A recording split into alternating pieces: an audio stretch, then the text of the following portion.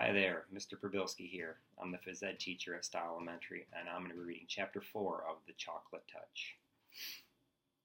John had the bad habit of chewing things when he was thinking hard. This morning he had several things to think about. What had made the toothpaste taste like chocolate?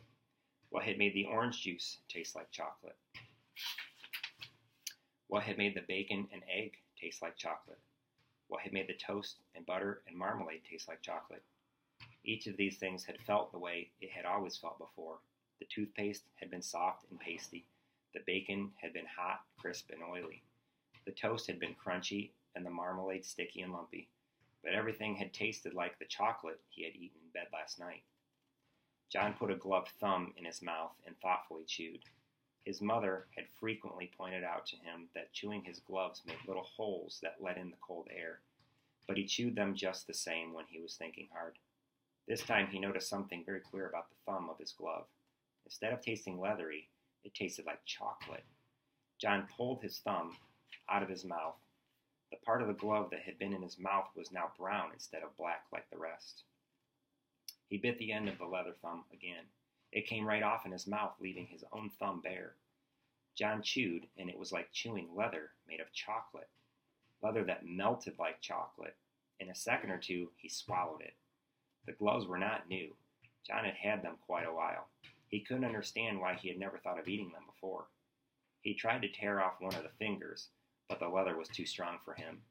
He put it into his mouth, and it immediately turned into chocolate. Then he was able to break it off easily.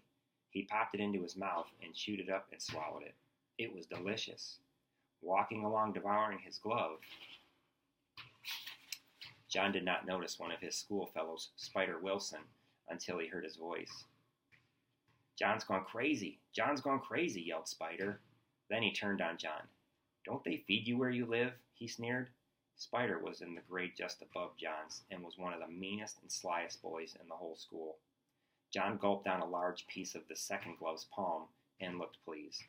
"What's the matter?" Spider demanded. "Do your people make you eat leather?" "This is special leather," John replied. He licked his lips and sighed contentedly. "It turns into chocolate as soon as you put it into your mouth. Look." John bit off the glove's little finger and took it out of his mouth. "Now it's chocolate."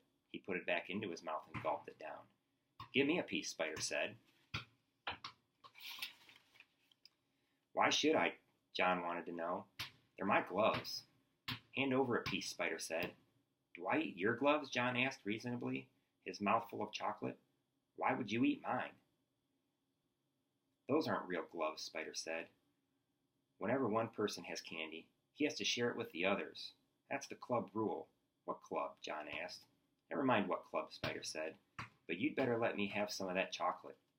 Without waiting longer, Spider snatched what was left of the second glove. John was too surprised to resist, and he didn't want to anyhow. He had the feeling that he had enough chocolate for a while. He was getting a bit thirsty. Spider ran only a little way ahead. When he saw that John wasn't going to fight to get the glove back, he started to eat his prize. He stuffed the leather into his mouth and took a big bite. Spider stopped short in his tracks. He frowned and bit down into the leather again. Disgusting! It tasted worse than just leather. It tasted like leather with which a boy had made mud pies and snowballs and patted old dogs. John thought perhaps he might be getting late for school, so he started running. He left Spider Wilson spitting the soggy remains of the glove into the gutter. Still giggling to himself about the defeat of the enemy, John walked between the great stone pillars at the entrance to the school grounds. He had gone no more than halfway to the main building when he heard Susan Buttercup calling him. She was standing near the jungle gym with some of her friends. "I've got something to show you, John," she shouted. As she came running to meet him, he could see that she was waving something in her hand that flashed as it caught the rays of the sun. It was a silver dollar. "It's a birthday present," she explained, showing him the dollar. "Isn't it beautiful?" The sight of such wealth made John forget the triumphs of his own that day. "It's a good present," he said. "Are you sure it's made of silver, though? I once got a whole bag of gold coins in a Christmas stocking, only they were chocolate coins covered with gold paper." "Of course it's real, silly," Susan said. "My daddy said so. You can feel it if you don't believe me." She handed him the coin. John looked at the coin suspiciously. "All right," Susan said. Bite it if you don't think it's real. Go on, bite it. John felt rather silly. I can see it's real now, he said. I don't have to bite it. But I want you to, Susan insisted. You weren't sure. Well, make sure. That's what they always do on television. When a cowboy wants to make sure a dollar's real, he bites it. John put the dollar about halfway into his mouth and reluctantly bit it. His teeth went right through the coin. The part that had passed between his lips was hard, but sweet chocolate. Susan could hardly believe her eyes. She had given John a complete circle of silver. He sadly handed back a crescent. John didn't know what to say. Susan couldn't speak. Tears trickled down her cheeks like rain down a window pane. She looked at the piece of dollar in her hand. She looked up at John, whose face was red with embarrassment. John Midas? Susan blurted out at last. I hate you.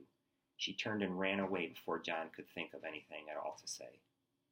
And that's the end of chapter 4.